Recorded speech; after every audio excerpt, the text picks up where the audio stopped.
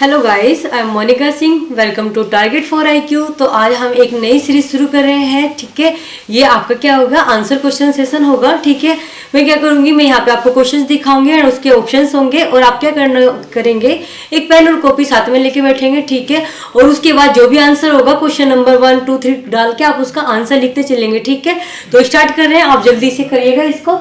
Okay, जहाँ पे आपको लगे कि हाँ आगे हो गया, आप वहीं पे पॉज करें वीडियो को। देन उसके बाद आप अपना करना शुरू करेंगे। ठीक है, एज अ टेस्ट पेपर इसको करेंगे, टाइम के साथ करेंगे। ओके, तो ये आपका जो क्वेश्चन सेशन शुरू हो रहा है आज IPC का है। तो चलिए स्टार्ट करते हैं IPC के फर्स्ट क्वेश्चन से। देखिएगा, ये इंग्लिश में है बट मैं इसको दोनों ही लैंग्वेज में आपको पढ़ाऊंगी, तो आप दोनों तरीके से इसको अच्छे से समझ सकते हैं। ओके, तो सबसे पहले अगर हम बात करते हैं कि preamble of the Indian Penal Code जो है 1860 का, उसका एम्स क्या है, टू प्रोवाइड आ। ठीक है, ऑप्शंस आपके सामने, क्वेश्चंस मैंने पढ़ दिया है, आप फटाफट आंसर्स करते चलेंगे। देखिएगा, जो प्रीएम्बल है IPC की, मैं इसको हिंदी में भी समझाती चलूंगी आपको। इसका एम क्या है, वो क्या प्रोवाइड करता है, तो आप सबके सामने लिखा भी हुआ है प्रीएम्बल में। ठीक है, क्या, जनरल पेनल कोड। क्या लिखा हुआ है आपका, जनरल पेनल कोड। ठीक है, इसका आंसर हो जाएगा आपका जनरल पेनल कोड। ठीक है, उसके बाद हम बात करेंगे क्वेश्चन नंबर 2 है कि सेक्शन 1 जो है IPC का, वो डील्स करता है किससे। तो इसको ज्यादा वो तो लगेगा नहीं, प्रॉब्लम तो होगी नहीं इस क्वेश्चन को करने में, क्योंकि आप सबको बहुत अच्छे से पता होता है किसके बारे में बात करता है आपका। तो ये आपका बात करता है, कोई भी सेक्शन होगा सबसे पहले बात करेगा सेक्शन 1 जो है आपका title and extent of the, जो भी कोड होगा उस कोड के सो टाइटल एंड एक्सटेंट की बात करता है। ठीक है, तो फर्स्ट हो गया, सेकंड हो गया, देन हम उसकी बात करेंगे। नेक्स्ट क्वेश्चन है आपका कि जो आपकी IPC है, ठीक है, उसके एनफोर्समेंट की डेट क्या है, डेट बताएंगे आप जल्दी से। तो डेट है आपकी क्या, देखिएगा, जनवरी है, और कौन सी जनवरी है, 8 जनवरी। ठीक है, 1 जनवरी 1862। ठीक है, ये क्या है आपका, फर्स्ट जनवरी 1862 इसका आंसर हो जाएगा। ओके, नेक्स्ट बात करेंगे जो हमारी IPC है। ठीक है, क्या वो अप्लाई होती है उन ऑफेंसेस पे जो किए जाते हैं किसी सिटीजन, इंडिया के सिटीजन के द्वारा आउटसाइड इंडिया, इंडिया से बाहर। तो इसका आंसर आपका पता ही होगा, बहुत जल्दी से आप करेंगे इसमें। ठीक है, क्या है यहाँ पर आपका, यस। क्या होती है, यस, अप्लाई होती है। ओके, उसके बारे में बाद हम बात करते हैं कि who is the citizen of India. अगर कोई इंडिया का सिटीजन है, ठीक है, वो मर्डर करता है इंग्लैंड में, ठीक है, and he is found in Indore and arrested accordingly where it can be tried। देखिएगा, अगर कोई सिटीजन इंडिया का सिटीजन है, ठीक है, और वो ऑफेंस कमिट कर रहा है कहाँ पर, इंग्लैंड में कर रहा है, और वो फाउंड कहाँ पर हो रहा है, इंदौर में हो रहा है। ठीक है, तो क्या उसका अब हम बात करेंगे वो कहाँ पर ट्राई हो सकता है। तो इसका आंसर आप मुझे बताएंगे जल्दी से, तो कहाँ पे हो सकता है। देखिएगा, इसका ऑप्शन होगा यहाँ पर 3, क्या, at Indore where he was found. कहां पर, at Indore where he was found, कहां पर, जहां पर उसको पाया गया है। ठीक है, वहां पर होगा। आगे बात करेंगे हम, देखिएगा, कुछ बात करते हैं। यहाँ पर एक क्वेश्चन है, आपको बताना है कि क्या फर्स्ट सही है, क्या सेकंड सही है, या कौन सा सही है कौन सा गलत है, उसके बारे में आप बात करेंगे। देखिएगा, तो ये क्वेश्चन है आपका कि Indian courts have jurisdictions to try crime committed by an India in a foreign country. ये कहता है आपका, क्या कहता है ये, देखेंगे कि जो इंडियन कोर्ट्स है ना, उनके पास जुरिडिक्शन है ऑफेंस को ट्राई करने का, जो कमिट की गई है किसके द्वारा, इंडियन के द्वारा फॉरेन कंट्री में। ठीक है, क्या वो ट्राई कर सकते हैं, एक तो ये कोई ऑप्शन है यहाँ पर। फिर दूसरा है आपका कि Indian courts do not have jurisdiction, Indian courts के पास जुरिडिक्शन नहीं है ट्राई करने का, अगर कोई फॉरेनर्स के द्वारा ऑफेंस किया गया है भारत में, इंडिया में। तो आप मुझे बताएंगे इनमें से कौन सा स्टेटमेंट सही है और कौन सा आपका गलत है। ठीक है, तो इसमें हम बात करते हैं। तो सबसे पहले देखिएगा, मैं बता देती हूँ, फर्स्ट आपका राइट है एंड सेकंड इज फॉल्स, क्योंकि इंडिया के कोर्ट्स के पास जुरिडिक्शन होता है। अगर कोई फॉरेनर्स भी होता है तो उसको भी ट्राई कर सकते हैं अगर उसने कोई इंडिया में ऑफेंस कमिट किया है तो। नेक्स्ट देखेंगे आपका क्रिमिनल लॉ अमेंडमेंट जो है आपका 2018 का, वो कब कम इनटू फोर्स में आया है, आपको बहुत अच्छे से पता है। जल्दी से आंसर करते चलेंगे आपका। तो इसकी अगर मैं बात करती हूँ, डेट है आपका 21 अप्रैल, क्या है आपका 21 अप्रैल 2018। ठीक है, 21 अप्रैल 2018 इसकी डेट है, याद रखेंगे। उसके बाद नेक्स्ट क्वेश्चन आपका essential ingredients of a crime. इसे इसेंशियल इंग्रेडिएंट्स कौन से हैं, ध्यान रखेंगे। देखिएगा, बात करेंगे यहाँ पे हम actus reus and mens serious, या फिर इसमें सारे दिए गए हैं तो आपको बहुत अच्छे से पता है कि कोई भी क्राइम अगर होता है तो उसमें सबसे ज्यादा जरूरी होता है एक्टर सीरियस और मैन सीरिया, ठीक है। एक्टर सीरियस भी होना चाहिए और मैन सीरिया भी, ठीक है। नेक्स्ट बात करेंगे हम, actus reus is that the result of a human conduct which the law seeks prohibit. ये डेफिनेशन किसने दी है? ये आपके सामने एक डेफिनेशन दी गई है, ठीक है। तो ये डेफिनेशन किसकी है आप इसको ध्यान से देखेंगे, देखिएगा। सेक्शन वो क्वेश्चन नंबर 9 है, इसका आंसर आप साथ के साथ करते जाएंगे। तो इसकी डेफिनेशन है आपका कैनी के द्वारा दी गई है। किसके द्वारा दी गई है? आपका कैनी की, ठीक है। किसके द्वारा? कैनी की। कि एक्टर सीरियस जो है वो ह्यूमन का मतलब एक तरीके से ह्यूमन कंडक्ट का रिजल्ट है जिसको लॉ मना करता है, लॉ प्रोहिबिट करता है। ये डेफिनेशन किसने दी है? ये आपका कैनी ने दी है, ठीक है। नेक्स्ट बात करेंगे, आप सबको बहुत अच्छे से पता होगा क्राइम कैसा रॉन्ग है, प्राइवेट है, पब्लिक है, सिविल है। तो देखिएगा ये एक पब्लिक रॉन्ग होता है, प्राइवेट नहीं है कि जो मतलब इसके जिनका एग्रीमेंट है उन्हीं के खिलाफ हो सकता, नहीं।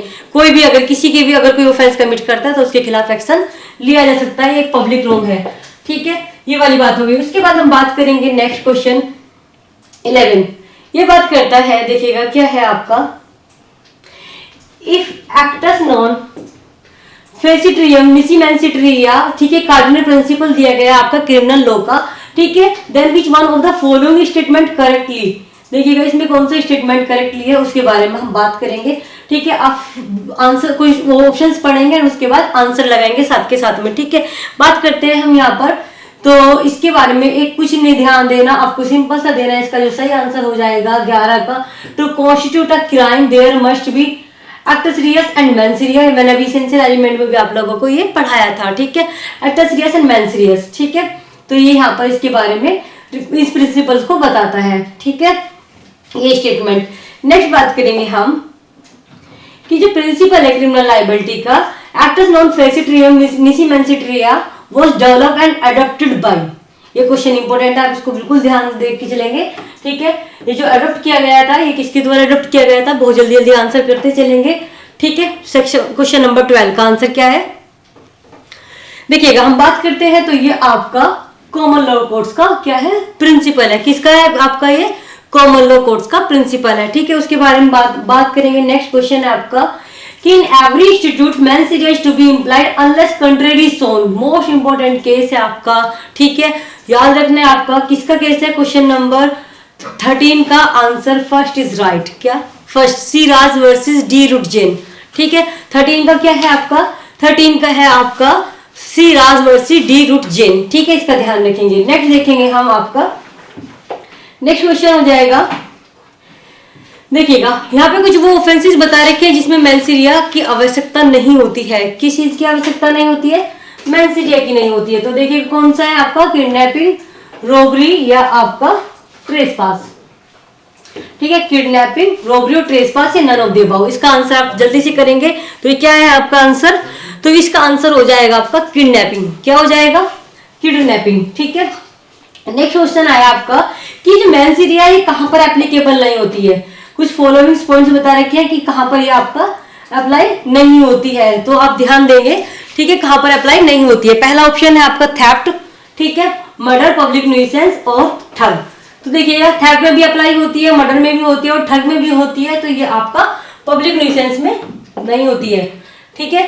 कहां पे नहीं होती है? पब्लिक न्यूइसेंस में, ठीक है। वहां पे आपका मैनसीरिया हो या नहीं हो, अगर पब्लिक न्यूइसेंस हुआ है तो वो आपको उसके लिए लायबल मारे जाएंगे, ठीक है। एक इसमें इंपॉर्टेंट क्वेश्चन यहाँ पे बनता है कि लीस्ट रिलीवेंट कौन सा प्रिंसिपल है क्रिमिनल लायबिलिटी को लेकर के। तो देखिएगा मोटिव कोई मायने नहीं रखता है, इसीलिए मोटिव जो है आपका यहाँ पर सबसे एक तरीके से कम रिलीवेंट है, ठीक है, लीस्ट रिलीवेंट है, ये ध्यान रखेंगे। उसके बाद एक प्रिंसिपल आता है, कौन सा? कार्डिनल प्रिंसिपल है क्रिमिनल लॉ का, ठीक है। नुलम क्रिमन नुला क्वेना साइन लीग मींस का क्या मतलब होता है, आप लोग इसको जल्दी से बताएंगे, देखिएगा इसका आंसर क्या होगा, साथ के साथ देखेंगे इसको, ओके।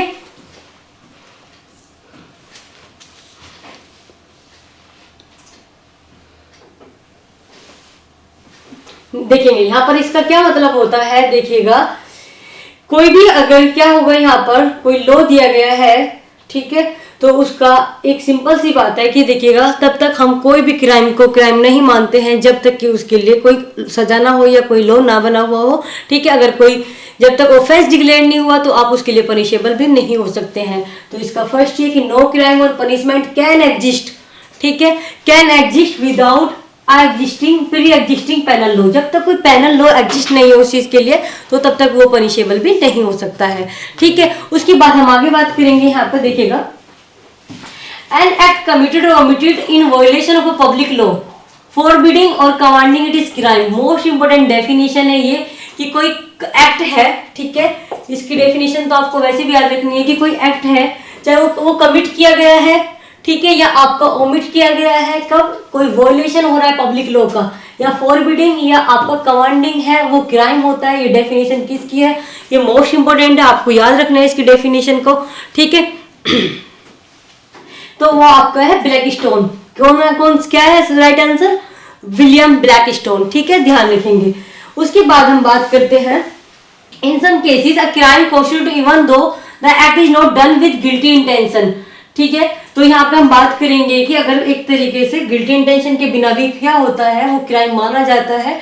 ठीक है, चाहे वहां पर इंटेंशन ना हो तो वो कौन सी लाइबिलिटी होती है, तो आपको बहुत अच्छे से पता होगा ये हमारी कौन सी लाइबिलिटी आती है, तो ये हमारी स्ट्रिक्ट लाइबिलिटी आती है। ठीक है, यस, यहाँ तक आपका कंप्लीट हुआ। आगे देखेंगे 20 क्वेश्चन। ठीक है,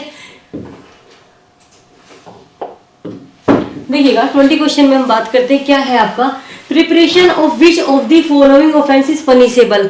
ठीक है, किसकी मतलब एक तरीके से प्रिपरेशन भी अपने आप में ऑफेंस होती है। ठीक है, वो पनिशेबल होती है। तो सबसे पहला ऑप्शन अगर हम बात करेंगे, पहला पॉइंट, ठीक है, यहाँ पर क्या, वेजिंग वॉर अगेंस्ट इंडिया। ठीक है, और दूसरा कौन सा आपका आता है इसमें, डेकोइटी, सिडिशन और मर्डर इसमें नहीं आता है। तो आपका आंसर सही हो जाएगा 1 and 4। 1 and 4 आपका आ गया 4 में, किस में आ गया, 4 में आ गया। ठीक है, एक छोटा सा क्वेश्चन आपको पता है मैन कहाँ पे डिफाइन है, तो जल्दी से बताएंगे। सेक्शन मैन एंड वुमेन आपका डिफाइन है 10 में। ठीक है, सेक्शन 10 में है। 21 के बाद 22 क्वेश्चन आया आपका। देखिएगा, यहाँ पे बात की गई है जो वुमन वर्ड्स है ना, उससे आप क्या डिनोट करते हैं, आप उससे क्या समझते हैं, तो इसका मतलब ये होगा कि वो कोई भी वुमेन, ठीक है, एनी एज, उसका कोई भी एज हो, उसमें एक तरीके से कोई एज लिमिट नहीं बता रखी है। इवन जो न्यूली फीमेल चाइल्ड भी, बोर्न फीमेल चाइल्ड भी होगा, वो भी इसमें कवर माना जाएगा। इसलिए इसका आंसर हो जाएगा 4। ठीक है, कि a female of any age including newly born female child. ठीक है, ये भी इसमें अपने आप ही आ जाएगा। ठीक है, इसके बाद हम आगे देखेंगे। देखिएगा, जज की डेफिनेशन कहाँ पे दे रखी है, तो आपको बहुत अच्छे से पता है 19 में दे रखी है। ठीक है, तो 19 में दे रखी है। तो इसमें एक क्वेश्चन है कि क्या कौन सी इसमें नहीं आता है। क्वेश्चन जब पढ़े तो आप ये भी देखें कि नोट दिया हुआ है या नहीं दिया हुआ है, नहीं दिया हुआ है या नहीं है, क्योंकि उससे ही आपके आंसर का सही और गलत होने पर डिपेंड करता है। आपको क्वेश्चंस को बहुत ध्यान से पढ़ना है। ठीक है, हम बात करेंगे यहाँ पर कि कौन नहीं आते हैं। तो a magistrate exercise jurisdiction in respect of a charge on which he has power only to commit a trial for another court. ये सारे इसमें ऑप्शन दिए गए हैं। तो देखिएगा, कलेक्टर हुआ, ये सब यहाँ पर आते हैं, लेकिन जो इसका 23 का 1 क्वेश्चन है उसमें आपका 1 ऑप्शन जो है वो इसमें नहीं आता है। ठीक है, तो जज इसमें डिफाइन नहीं है यहाँ पे। नेक्स्ट देखेंगे आगे आपका सेक्शन 24। ठीक है, सेक्शन 24 के बारे में बात करते हैं। सेक्शन 24 क्या कहता है, ये बात करते हैं आपका कि the word public servant denotes a person following under. ठीक है, अब हम बात करें पब्लिक सर्वेंट। पब्लिक सर्वेंट की डेफिनेशन आपकी कहाँ दी हुई है, सेक्शन 21 में दी हुई है। ठीक है, तो यहाँ पे बात करेंगे कमीशन ऑफिसर इन मिलिट्री, कौन सा इसमें आता है या नहीं आता है। तो एवरी जज empowered by law to do any adjudicatory function या every officer of court of justice. ये 3 अथॉरिटी यहाँ पे दे रखी है, आपको इसका आंसर बताना है ध्यान से। ठीक है, तो जल्दी जल्दी आंसर करेंगे। तो देखिएगा, इसमें क्या होता है, आपके जो भी ये मैंने आपको पढ़ के बताए हैं वो सब आते हैं। All of the above. 24 का आंसर क्या हो जाएगा आपका 4, ऑल ऑफ द अबव। ठीक है, ये सब इसके अंदर कवर होते हैं। इसके बाद 25 पढ़ेंगे। It was held that the chief minister को भी क्या किया गया है, यहाँ पर चीफ मिनिस्टर हो या मिनिस्टर को हो, ठीक है, एक तरीके से यहाँ पर हम इसे 21 के अंतर्गत लेके आए हैं। तो ये कौन से केस में बात आई थी, इसको देखेंगे। यस जल्दी जल्दी आंसर करेंगे आप लोग, ठीक है। सेक्शन 25 के बारे में, क्वेश्चन नंबर 25 के बारे में बात करेंगे। तो इसमें क्या हुआ था, जो चीफ मिनिस्टर है या मिनिस्टर्स को भी क्या किया गया था, ठीक है, एक तरीके से पब्लिक सर्वेंट की कैटेगरी में माना गया था, ठीक है। ठीक है, तो वो कौन सा केस था आपका, तो आप जल्दी से आंसर करेंगे। तो वो है आपका फर्स्ट, ठीक है, Karunanidhi versus union of India, ठीक है, ये बात हो गई। उसके बाद हम देखेंगे आपका डेफिनेशन दे रखी है मूवेबल प्रॉपर्टी की सेक्शन 22 में। किस में दे रखी है, 22 में, ठीक है। तो यहाँ पर यही बात आती है कि वो किस चीज को एक्सक्लूड करती है, ठीक है, कि वो किस चीज को एक्सक्लूड करती है, इसके बारे में बात करेंगे। देखिएगा, तो यहाँ पर तीनों चारों चीजें आ जाती है इसमें, कौन कौन सी, चाहे वो लैंड हो, ठीक है, या things attach to the earth हो, ठीक है, या फिर थिंग्स जो आपका परमानेंटली फर्स्टेंड की गई है किसी भी चीज से, जो किससे अटैच हो, अर्थ से अटैच हो। तो ये मूवेबल प्रॉपर्टी इन सब तीनों चारों चीजों को क्या करती है, एक्सक्लूड करती है। इसका राइट आंसर होगा सेक्शन वो क्लोज 4, आंसर 4, ठीक है, ऑप्शन 4 इसका राइट आंसर हो गया। अब हम नेक्स्ट पढ़ेंगे रॉन्गफुल गेन के बारे में, ठीक है, किसके बारे में, रॉन्गफुल गेन के बारे में बात करते हैं। देखिएगा, रॉन्गफुल गेन का मतलब क्या होता है, तो एक gain by lawful means of property which the person gaining is not entitled, या फिर gain by unlawful means of property which the person gaining एक सेकेंड। तो इसका जो है आपका रॉन्गफुल गेन की डेफिनेशन कहां पे दी गई है वो भी आप बताएंगे, इज नॉट एंटाइटल्ड, ठीक है। तो इसका अगर हम आंसर की बात करते हैं, ठीक है, आंसर देखेंगे 27 का क्या रहेगा, साथ साथ लिखते चलेंगे। तो इसका आंसर आपका करेक्ट हो जाएगा। लॉफुल गेन का मतलब होता है, देखिए लॉफुल मीन्स से अगर वो कर रहा है तो फिर क्या मतलब, फिर तो वो उसी का हो गया ना। लॉफुल मीन्स नहीं आएगा, वहां पर आ जाएगा अनलॉफुल मीन्स, ठीक है। कैसे ले रहा है वो आपका अनलॉफुल मीन्स, ठीक है। तो gain by unlawful means of property which the person gaining not entitled, ठीक है। तो इसका ये राइट आंसर हुआ। अब हम नेक्स्ट पढ़ेंगे 28 में, ठीक है, कि when a person something by unlawful means to which is not legally entitled, ठीक है, इट इज, उसको हम क्या मानेंगे। तो ये डेफिनेशन मैंने आपको अभी पढ़ाई थी 28 की, तो इसमें हम बात करेंगे। इसका राइट आंसर हो जाएगा रॉन्गफुल गेन। अभी हम इसको पढ़ के आए हैं। डिसऑनेस्टली कहां पर डिफाइन है, तो इसका राइट आंसर हो जाएगा सेक्शन 24। क्या हो जाएगा आपका, कहां पर डिफाइन है डिसऑनेस्टली, 24 में, ठीक है। उसके बाद नेक्स्ट हम बात करेंगे आपका कुछ मैचिंग है, आपको देखना है यहाँ पर क्या है, जो पेयर करेक्टली मैच नहीं है, ठीक है, जो करेक्टली मैच है वो बताना है, ठीक है, पेयर करेक्टली मैच, ठीक है, जो करेक्टली मैच है। तो देखिएगा, इसका सबसे पहले आंसर आ रहा है काउंटरफिट। काउंटरफिट कहां पे दिया गया है, सेक्शन 28 में दिया गया है। और ये वैल्यूएबल सिक्योरिटी डॉक्यूमेंट और ओमिशन, ये सब आपका गलत है, ठीक है। नेक्स्ट पढ़ेंगे, अभी वैल्यूएबल सिक्योरिटी की बात कर रहे थे, तो फिर वैल्यूएबल सिक्योरिटी कहां पे दिया गया है, सेक्शन क्वेश्चन 31 है आपका, कि वैल्यूएबल सिक्योरिटी के बारे में बताना है। तो जल्दी जल्दी आंसर करेंगे। इसका ऑप्शन कौन सा सही हो जाएगा आपका, 31 का, सेक्शन 30, ठीक है, कौन सा हो जाएगा, सेक्शन 30, ऑप्शन 3 इज राइट, ठीक है। बात करेंगे हम विच one of the following section of IPC, जो बात करता है कौन से प्रिंसिपल का, जॉइंट क्रिमिनल लायबिलिटी का, ठीक है। इसके बारे में आप बहुत अच्छे से जानते होंगे, ठीक है, किसके बारे में बात करता है, ठीक है, ये आपका जॉइंट क्रिमिनल लायबिलिटी के बारे में बात करता है। तो उसका आंसर हो जाएगा सेक्शन नंबर 34, और इसका ऑप्शन राइट होगा कौन सा, 3, ठीक है, सेक्शन 34 इसके बारे में बात करता है। अब हमारी बात आती है ऑफेंस कहां पे डिफाइन है। नेक्स्ट क्वेश्चन आपका ऑफेंस डिफाइन कहां पर है, तो ऑप्शन 2 इज राइट, ठीक है। और जो आपका ये डिफाइन है ये कहां पर है, सेक्शन 40 में डिफाइन है, ठीक है, ध्यान रखेंगे, ऑफेंस डिफाइन अंडर सेक्शन 40। बात करेंगे हम 44 के बारे में। देखिएगा 44 में क्या दिया गया है, तो 44 में दी गई है इंजरी, ठीक है। इंजरी कितने तरह की होती है, तो आप बताएंगे 4 तरह की होती है, ठीक है, चाहे वो बॉडी की हो, चाहे माइंड की हो, रेपुटेशन की या हो आपका प्रॉपर्टी की है। आपको इस बात के बारे में ध्यान रखना है, ठीक है। तो 34 का आंसर हो जाएगा बॉडी, माइंड, रेपुटेशन और प्रॉपर्टी, चारों तरह की हो गई, तो ऑप्शन 3 इज राइट, ठीक है। उसके बाद बात करेंगे गुड फेथ। देखिएगा गुड फेथ जो है यहाँ पर आईपीसी में, इसका मतलब क्या है, ठीक है, ये बात ध्यान रखनी है। गुड फेथ कहाँ डिफाइन है, इसको भी आप कमेंट बॉक्स में आंसर करेंगे।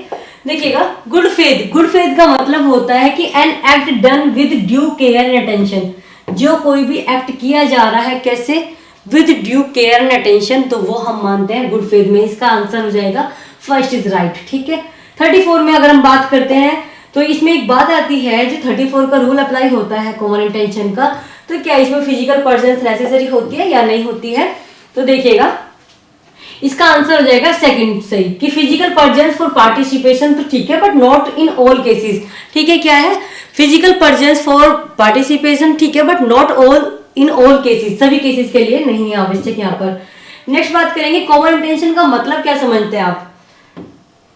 देखिएगा, तो सेक्शन क्वेश्चन नंबर 37 में अगर हम बात करते हैं कि कॉमन इंटेंशन से आप क्या समझते हैं, तो इसका मेन आपको पता ही है। देखिए, कॉमन इंटेंशन का मतलब होता है जब दो लोग या दो से अधिक लोग अपनी इंटेंशन को शेयर करते हैं। ठीक है, जब वो एक किसी भी प्लान को शेयर करते हैं। ठीक है, sharing of intention by all person, ठीक है ना, in the furtherance of common intention वो एक्ट किया जाता है ना, sharing of intention by all person. ठीक है, नेक्स्ट बात करेंगे सेक्शन 34 को लेकर के। 34 अभी कॉमन इंटेंशन के बारे में मैं आपको बता ही रही थी। ठीक है, तो 38 में अगर बात करते हैं कि कॉमन इंटेंशन से आप क्या समझते हैं, तो देखिएगा, कॉमन इंटेंशन का मतलब सिंपल सी बात है, 34 में दो चीज होती है। पहली बात तो कॉमन इंटेंशन होगी और उस कॉमन इंटेंशन के लिए कुछ एक्ट भी होता है, overt act, both have to be proved. Common intention plus over act, ठीक है, उस पर वो एक्ट भी किया गया हो, सिर्फ ये नहीं कि प्लानिंग की और कुछ किया, नहीं, ओवर एक्ट भी होना चाहिए। ठीक है, नेक्स्ट बात पढ़ेंगे 34 से रिलेटेड केस, बहुत इंपॉर्टेंट है। ठीक है, वो आपको ध्यान रखना है कि which one of the following case relating to section 34 of IPC.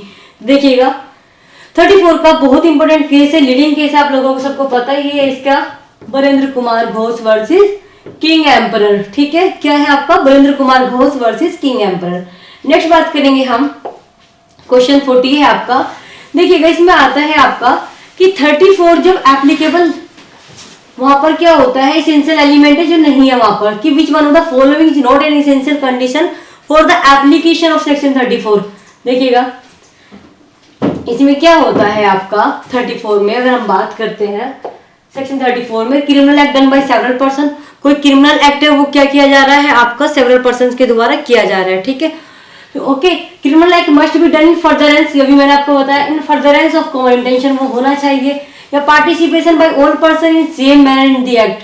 ठीक है, in the act constituting the offence, ये भी ठीक है। Criminal act done in prosecution of common object, no. देखिएगा, कॉमन ऑब्जेक्ट 149 में हम पढ़ते हैं, तो यहाँ पर ये कवर नहीं होगा। ठीक है, तो इसका ये पॉइंट नहीं आएगा यहाँ पर, तीनों जो है वो सही है। ठीक है, तीनों इसके एसेंशियल पॉइंट है। एक नया केस आता है आपका महबूब शाह का। ठीक है, महबूब शाह वर्सेस किंग एम्परर का। ठीक है, महबूब शाह वर्सेस किंग एम्परर के केस के बारे में बात करेंगे। वो लीडिंग केस है, आपको पता ही है किससे संबंधित है, तो वो आपका कॉमन इंटेंशन सेक्शन 34 से ही है। ठीक है, इसका ऑप्शन हो जाएगा 2 सही। ठीक है, which one of the following recognise the principle of vicarious liability. देखिएगा, वाइकेरियस लायबिलिटी आपको पता ही है, 34 एंड 149 दोनों में ही आती है, इसका आंसर हो जाएगा बोथ 1 एंड 2। ठीक है, उसके बाद हम बात करेंगे कि which one of the following case is not related to principle of joint liability.